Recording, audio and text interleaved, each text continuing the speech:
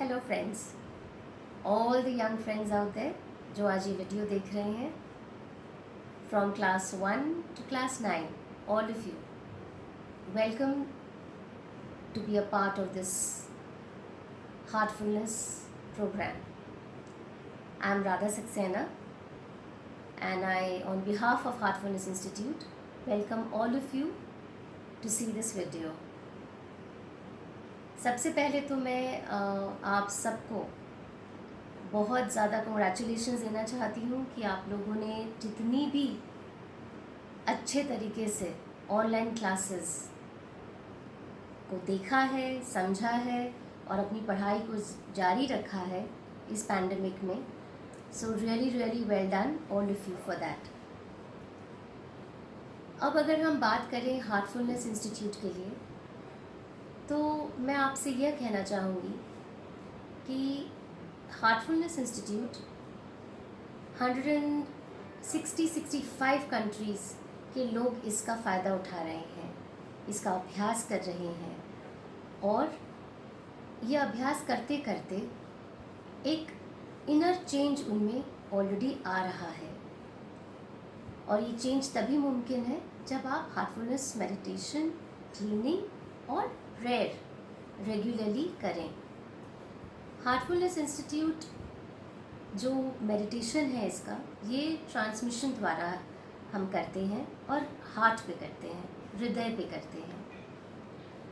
हृदय पे करते करते जो हमें एक बैलेंस ऑटोमेटिकली माइंड और हार्ट के बीच अपने आप करते करते आ जाता है, यह सिर्फ और सिर्फ आप महसूस कर सकते हैं. हर बच्चा जो 15 इयर्स एंड अबव है वो इसको प्रैक्टिस कर सकता है, लेकिन जो बच्चे अभी 15 इयर्स के नहीं हैं वो एक हमारा रिलैक्सेशन टेक्निक वो उसको ज़रूर आप प्रैक्टिस करिए और उसके फ़ायदे देखिए, जो मैं आपको थोड़ी देर के बाद करवाऊंगी भी. और सबसे बड़ी चीज़ है कि जो हमारी हार्टफुलनेस करिकुलम बुक्स जो मॉरल वैल्यूज़ की है, वो आजकल बहुत स्कूलों में, सिर्फ यूपी या इलाहाबाद में नहीं, ऑल ओवर द वर्ल्ड जितने स्कूल्स हैं, they are all ready and are wanting those books. पता है क्यों? क्योंकि ये जो मॉरल वैल्यूज़ की बुक्स है थोड़ी सी डिफरेंट है from the regular moral value books. इसके बारे में हम आपको ज़रूर अभी बताएंगे. जैसे जैसे मैं आपको अगर ये एग्ज़ाम्पल्स दूँ, जैसे कि आप अगर हिस्ट्री पढ़ते हैं तो हिस्ट्री का बेस क्या है? हिस्ट्री का बेस है the dates and the names of the kings और द एम्पायर्स और द एम्परर्स, है ना. वो अगर आपको याद हो जाते हैं, जैसे सिपॉय म्यूटनी 1857 में हुआ था, इस तरीके के डेट्स जो याद रहते हैं तो आपका बेस स्ट्रॉन्ग होता है and you feel confident and good in that subject. Maths में you need your tables which is very important. 2 से लेके जितने तक के भी टेबल्स आप लर्न कर लो उतना ही कम है ना. अगर आपके टेबल्स आपके मुँह ज़ुबानी हैं, then your maths will always be good. You're always confident to solve your problems. है कि नहीं? चाहे वो क्लास 2 का भी बच्चा हो या 1 का, तो 1 + 1 = 2. इस तरीके से हम सीखते हैं और जब बड़े हो जाते हैं तो और आगे प्रॉब्लम्स आती हैं, सम्स करते हैं मैथ्स के, तो वी इवॉल्व लाइक दैट, है कि नहीं.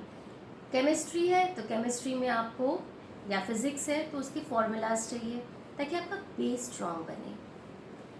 तो एक बात बताइए, ये तो हम सब्जेक्ट्स के बेसिस स्ट्रॉन्ग कर रहे हैं, हमारी लाइफ का बेस हम कैसे स्ट्रॉन्ग करें? जी हाँ, ये लाइफ का बेस हम स्ट्रॉन्ग कर सकते हैं मॉरल्स से, वैल्यूज़ से, एथिक्स से, है कि नहीं. और ये मॉरल्स होते क्या हैं?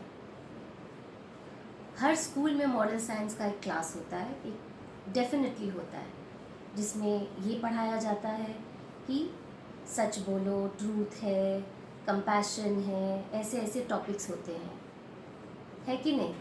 लेकिन इस चीज़ का इम्पोर्टेंस कैसे हम समझें? हर स्कूल की किताब होती है जिसमें एक चैप्टर होता है और चैप्टर के पीछे क्वेश्चन आंसर्स होते हैं। क्वेश्चन आंसर्स के साथ ट्रू एंड फॉल्स भी होता है। लेकिन ये एक्चुअली मॉरल साइंस है क्या? अगर हम क्लास 1 के बच्चे से लेके 9th तक ये समझाएं या पढ़ाएं तो कैसे? सिर्फ किताबी ज्ञान काफ़ी है कि हाँ, व्हाट इज़ लव? सपोजिंग मैं क्लास 1 के बच्चे को बोलूँ कि प्यार क्या है बेटा, व्हाट इज़ लव, तो वो बच्चा मुझे क्या बोलेगा? मैं मम्मी को प्यार करता हूँ या करती हूँ, पापा को करता हूँ। उसके लिए love is defined only towards the family, है कि नहीं? क्योंकि उस बच्चे को प्यार का मतलब वही पता है। जैसे जैसे वो बड़ा होएगा तो ये प्यार का मतलब चेंज होता जाता है।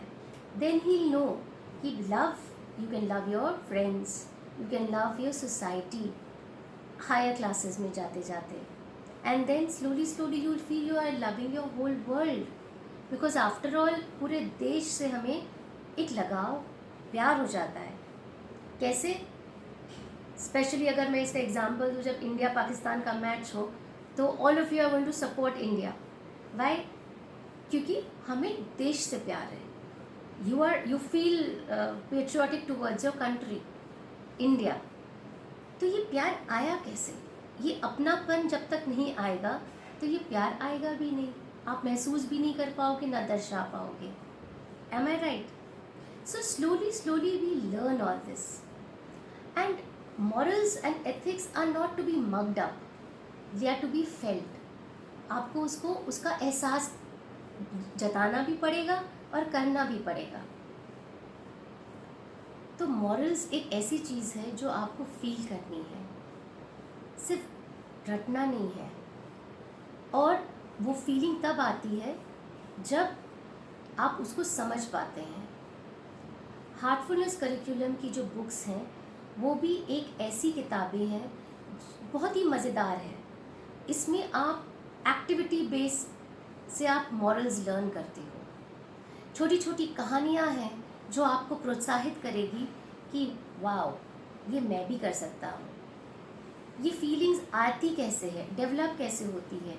जब आप उसको पैर के साथ करोगे, आप देखोगे जब आप इसको इन मॉरल्स वैल्यूज़ को हार्टफुलनेस करिकुलम द्वारा पढ़ोगे तो आपको समझ में आएगा कि हम पेयर वाइज कैसे एक दूसरे की बातों को फील करके समझ के वी लर्न कि what is compassion, what is Joy, what is sacrifice, what is love. You will experience that. आपको बहुत तरीक़ों से समझ में आएगा कि ये किस तरीके से हम अपने अंदर इसको अपनाएं और उभारें, because that is the base of a person.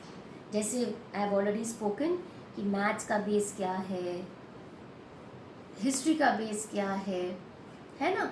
उसी प्रकार मॉरल्स का बेस यही है, that when you feel, because after all when you grow up and go out of the school, class 10 हो गया, 12 हो गया, 8 हो गया, तब आप इसको कैसे फील करोगे? कैसे जब बाहर की दुनिया में जाओगे तब यही कैरेक्टर, यही मॉरल वैल्यूज़ जो आपके भीतर हैं वो एकदम से तो नहीं पनपते, वो धीरे धीरे धीरे धीरे करके आपके अंदर सेटल होते हैं। उसको आप बचपन से लेके बड़े होने तक उसको एक्सप्लोर करोगे, उसको लर्न करोगे, महसूस करोगे, तभी जाके वो आपको एक दिन आपकी एज अ पर्सन वैल्यू समझाएगा, even in your work place जहाँ आप जॉब करोगे आगे चल के।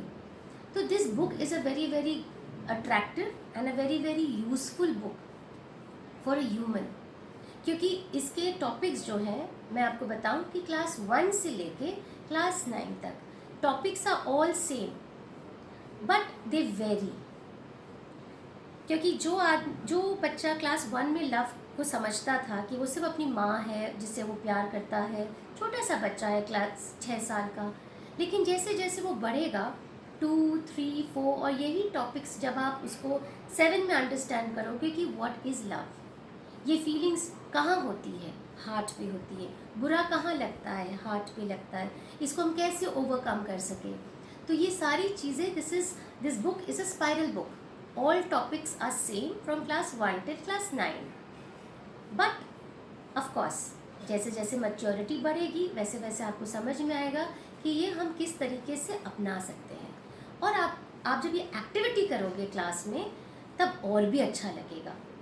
जैसे छोटी छोटी चीज़ें आपको क्लास 8 या 9 में you must all be knowing about this story. Those बच्चे, कुछ बच्चे ऐसे होंगे जिनको ये समझ में आ रहा होगा कि आपने कभी उबंटू के बारे में सुना है? वो स्टोरी नहीं सुना है। छोटी सी स्टोरी है उसमें जो मैं आज आपको छोटे से बताना चाहती हूँ। ये एक छोटी स्टोरी है जिसमें कुछ बच्चों को एक सर्वे कर रहे थे। वो आए थे एक सर और उन्होंने बोला कि चलिए मैंने ये टॉफ़ी का डिब्बा रखा है, कैंडीज़ का डिब्बा रखा है यहाँ पे, जो बच्चा सबसे पहले उसके पास जाएगा तो मैं उसको ये पूरी कैंडीज़, ये टॉफ़ीज़ दे दूँगा। तो जो सारे बच्चे थे बोले बहुत खुश हो गए।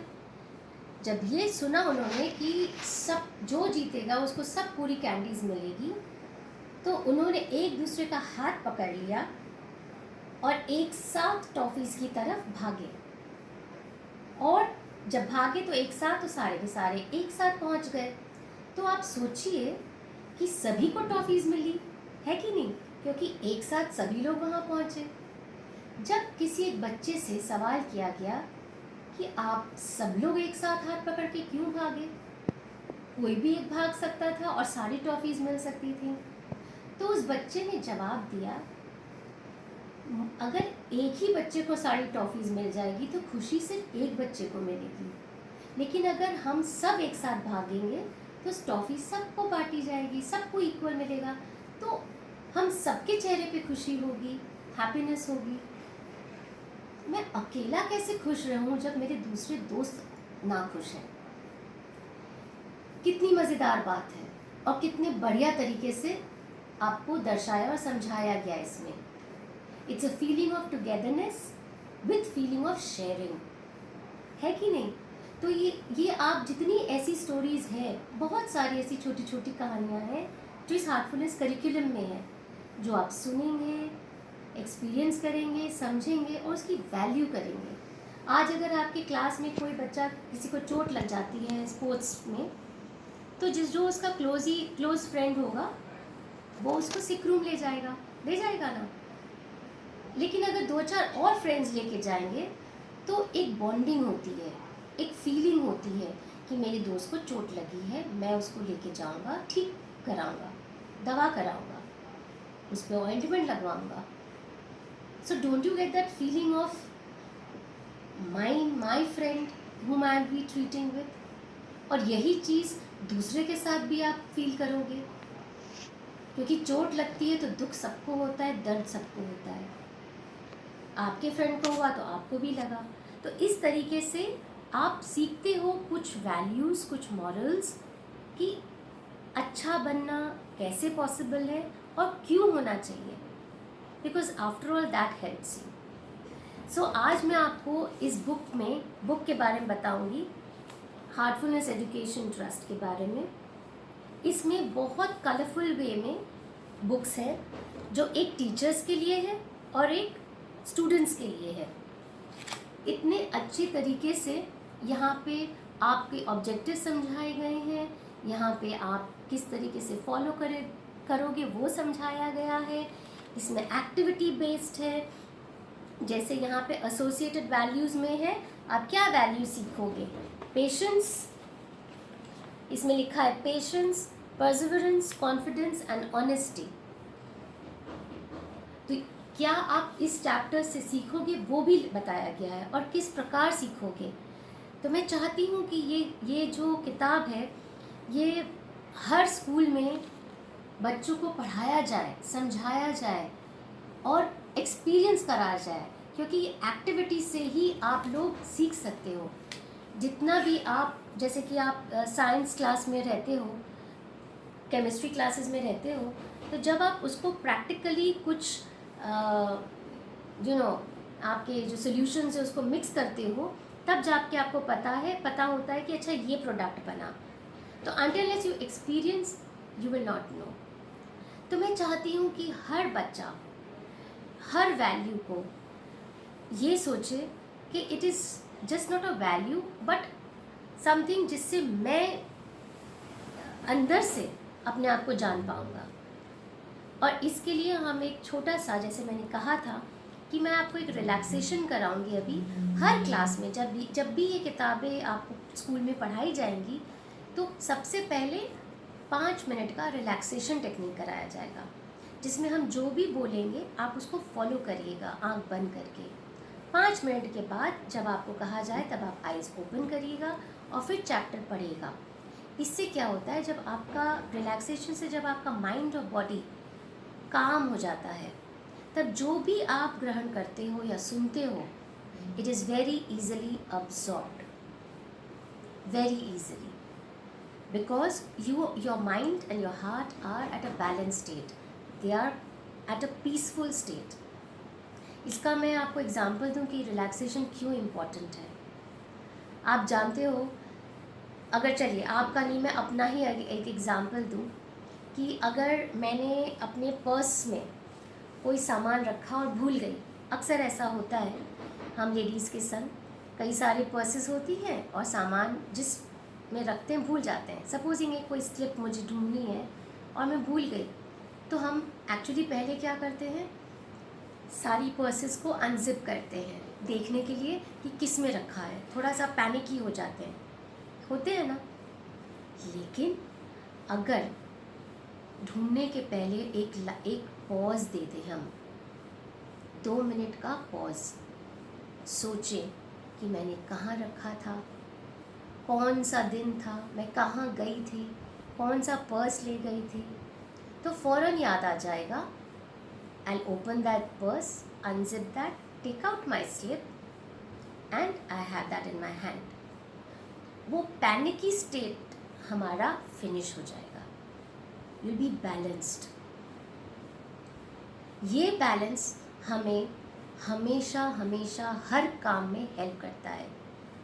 Studies, stress level, when you are hurt from somebody, हर चीज़ पे ये हमें बैलेंस स्टेट लाता है।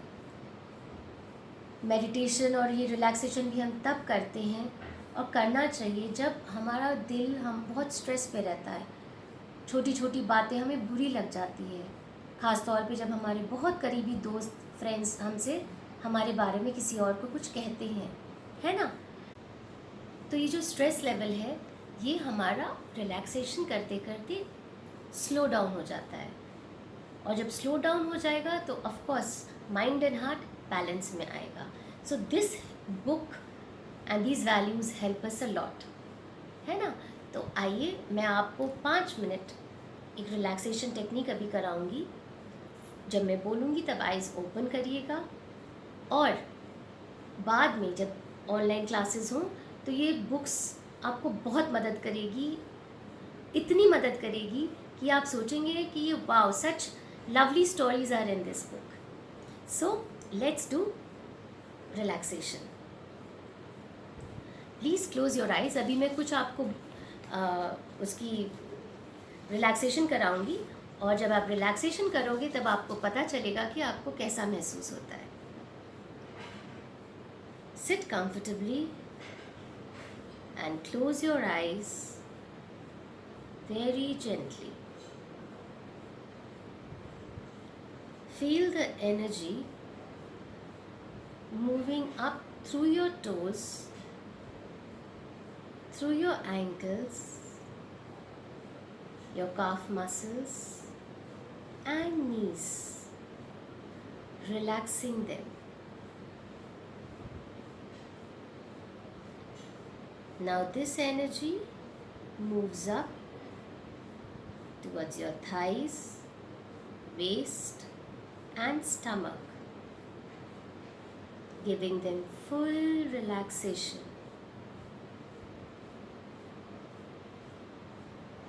The energy now moves up to your shoulders, Feel that your shoulders are simply melting away. The energy now moves right from your upper arm through your elbows, hands, and fingertips, making them fully relaxed.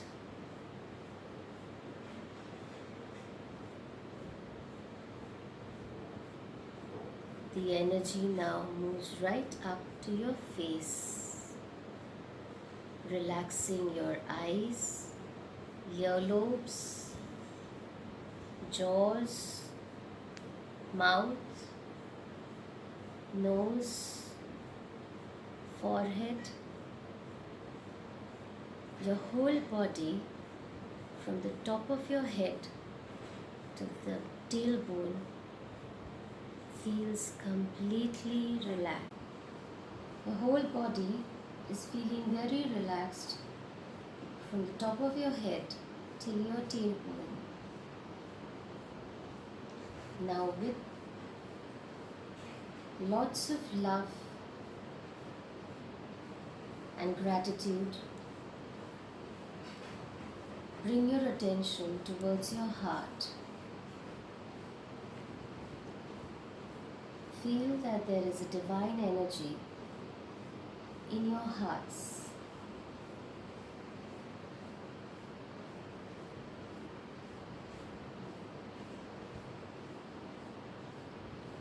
Now slowly, slowly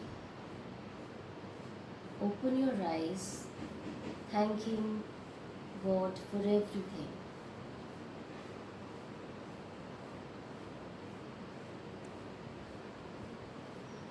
I hope all of you must be feeling really relaxed after doing this relaxation technique. I really know that you all are going to really be happy reading these Heartfulness curriculum books, which is full of activities and full of such values which are going to help you all through your life along with your studies, because for a human being, moral values and ethics are the base of development. Good luck and thank you.